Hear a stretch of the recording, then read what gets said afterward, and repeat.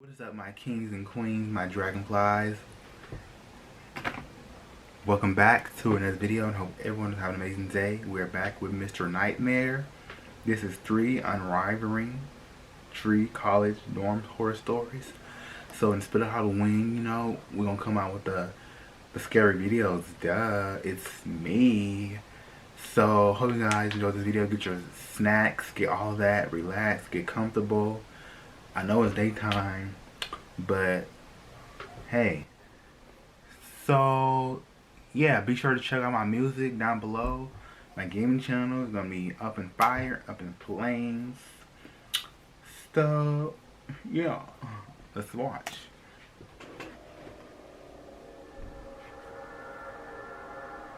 College dorm horror stories. I never been to a dorm and I never will be.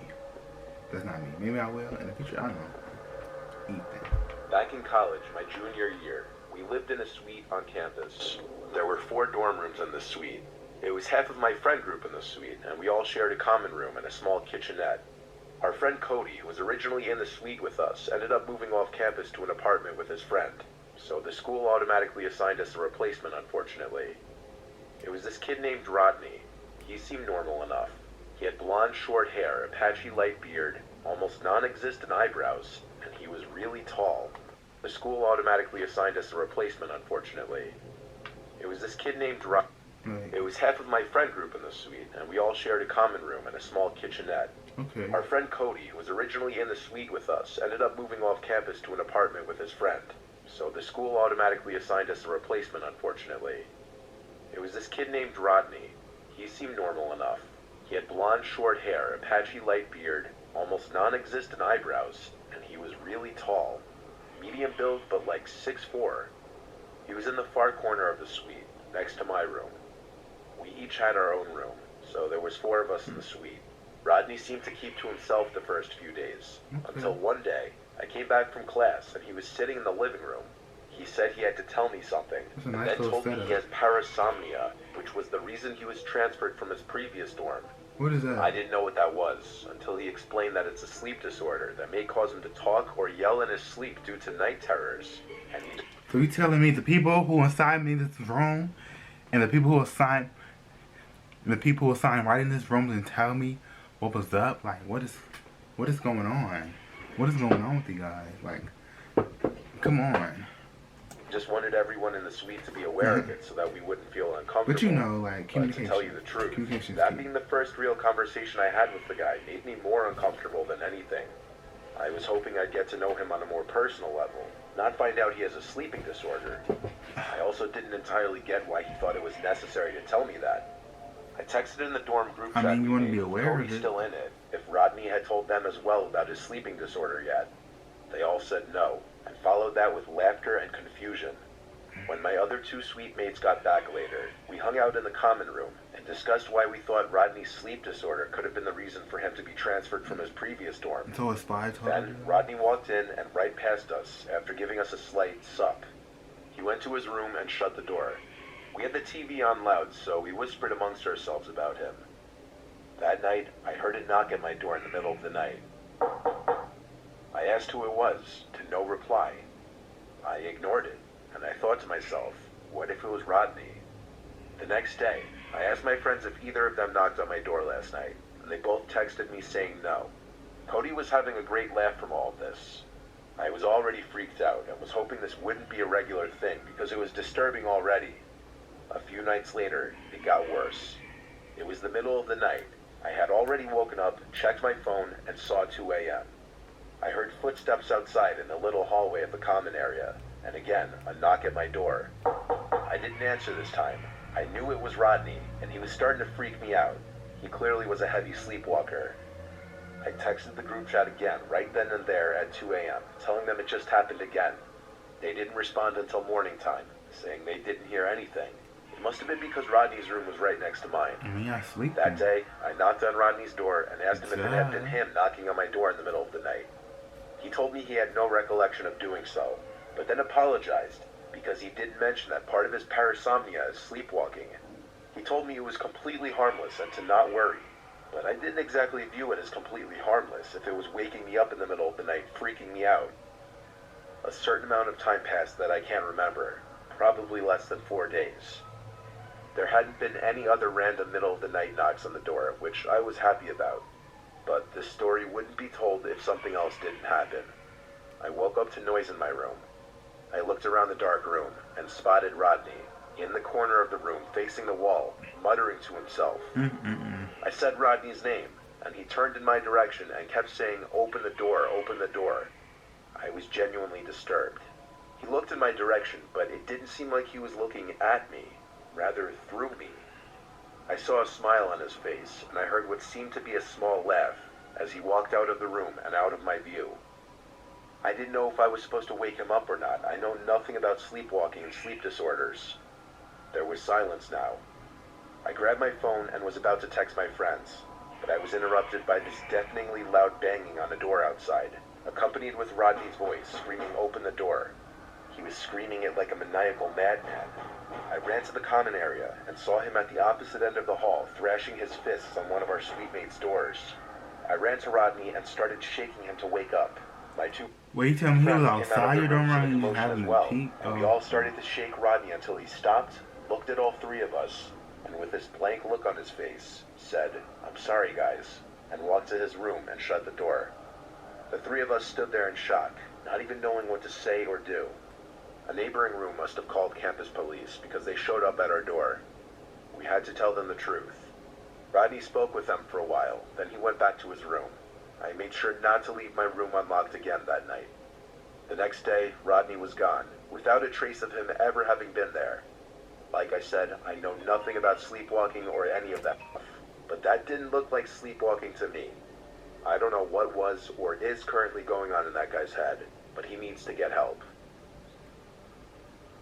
Yes, some kind of condition.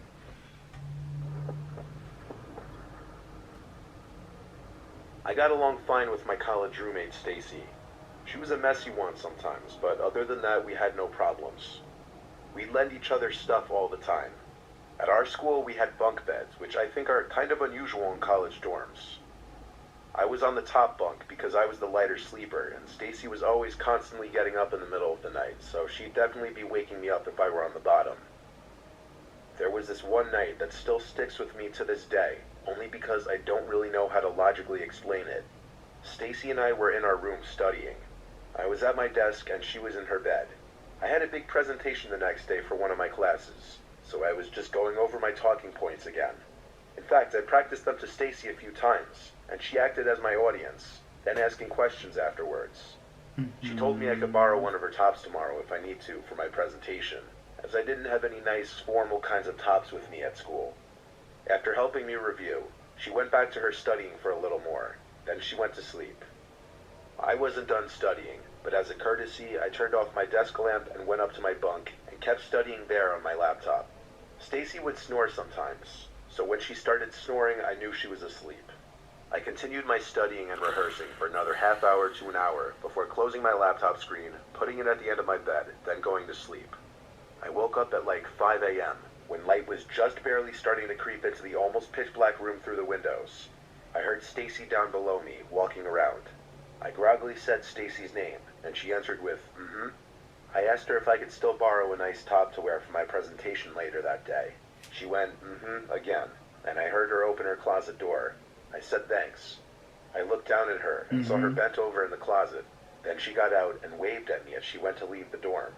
The sound of the door closing snapped me out of my daze just a bit more. I remember grabbing my phone to check the time, and just to naturally check for any notifications. It was around 5 a.m. I wondered where Stacy could have been going. Most likely the bathroom, like she often would in the middle of the night. The waving was just a bit unusual, though. But then, I heard a snore from below me in the lower bunk. At first I thought I imagined it. Like, how could that be possible? I peered my head over the edge of the top bunk. That's what the person. There was Stacy under the sheets. Did I just dream seeing Stacy in her closet? No, because I looked at the closet door, and it was still open. I quickly hurried to the door to the room and went out to look into the hallway on both sides. There wasn't a soul in sight, but it had been at least 5 minutes since I heard the door shut. I shook Stacy awake and told her someone was just in our room. It took a few moments for her to fully wake up and snap to reality, which she then showed major concern for and rushed to check her closet for anything stolen. Nothing was stolen, though. I still to this day don't know who that was or how she got in. I reported it to university police, but their investigation and review of the camera in the lobby of the building turned up nothing. But I know for a fact it wasn't a hallucination or dream. What was it? No.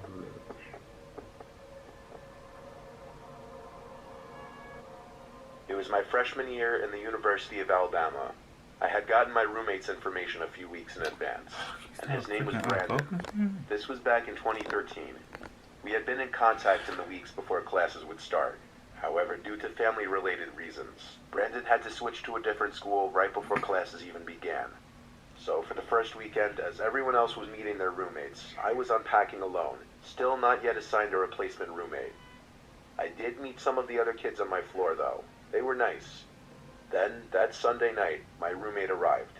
He was walking through the dorm hall with a backpack looking confused, and I asked him if he had just been transferred into this building, and he said yes. I asked him if he was in dorm number 5. That wasn't the actual number of my room, I'm just using that for the story. But he said yes, that was his room. So I shook his hand, gave him my name, and told him I was his roommate. He told me his name was Robert, but to call him Bob. Unusual, I'd never met someone named Robert who preferred to be called Bob. I led Bob to the dorm, in which I had already decorated and furnished on my side. His side was still empty. He plopped his backpack on his bed and looked at me and smiled for a bit, then said in a slight Turkish accent that he didn't have all of his stuff yet. He opened his backpack and pulled out a sheet which he threw over his bed. Since it was already past 9 and tomorrow was the first day of class, Bob and I just sat on our respective beds chatting. I tried to read his vibe at first, as you do when meeting a new person, let alone your roommate. I couldn't really get a good read on him, though. He seemed a little quieter. He had this very deep voice and maybe a slightly awkward vibe to him. But I was purposely not judging because people can be nervous when meeting other people for the first time. Anyway, eventually, after talking for a bit, Bob just laid flat on the bed with the sheet on it and used his backpack as a pillow. It looked incredibly uncomfortable. I had no idea how or why he was doing that. I offered him a pillow, and he accepted it. I eventually fell asleep past 10. And do you ever wake up to something, but you don't know what it was?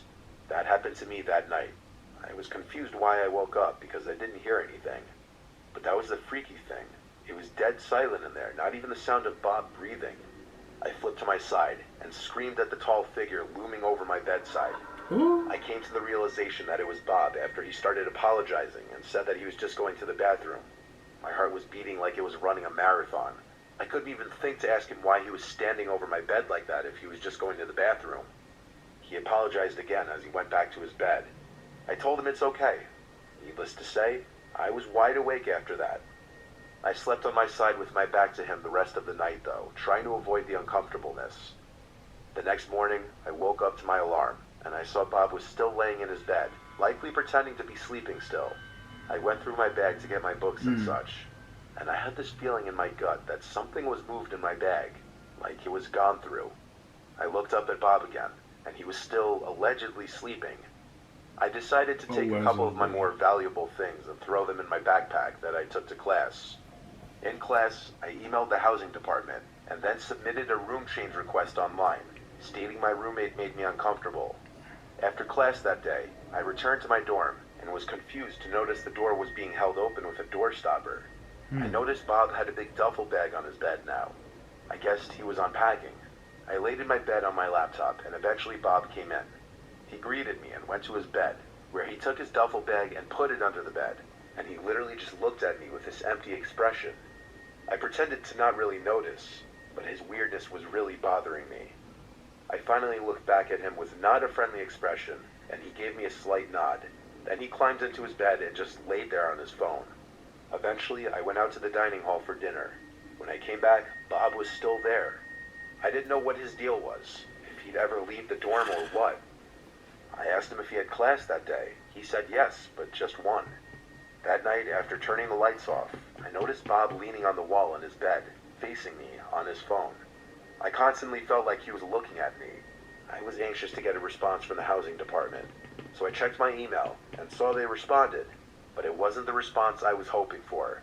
The lady who emailed me back expressed confusion in my request, stating my replacement roommate had not yet been assigned, and that there should be no one else in the room with me. Fucking I looked stranger. at Bob, who looked back at me. There's a I was stranger about to ask in my him if house. he had his key to the room on him. I didn't ask that though.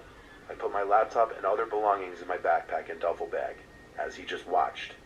He didn't say anything, and I think he knew that I knew. I left the room without saying anything, went to a safe place, and called campus police to report him. By the time they arrived to the dorms, Bob, or whatever his real name was gone, along with his little bit of stuff. I found out that night that he stole some clothes from me, my iPhone charger, and some of the food I stored in my closet. As for what he was doing watching me sleep, I could only imagine he was making sure I was asleep before going through my stuff. I had a completely random, possibly homeless person in my room for basically an entire 24 hours. My real roommate moved in 2 days later.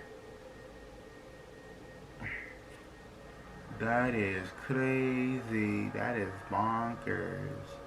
You got a whole... You got a whole homeless person. The whole time thinking this person is weird on some Cocoa Puffs.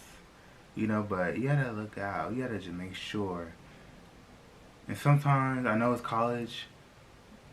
I was about to say, it'd be nice if you're, somebody walked with you with the, to your dorm, but it's like, wow, he have no key, no nothing, no proof of evidence or whatnot, you know?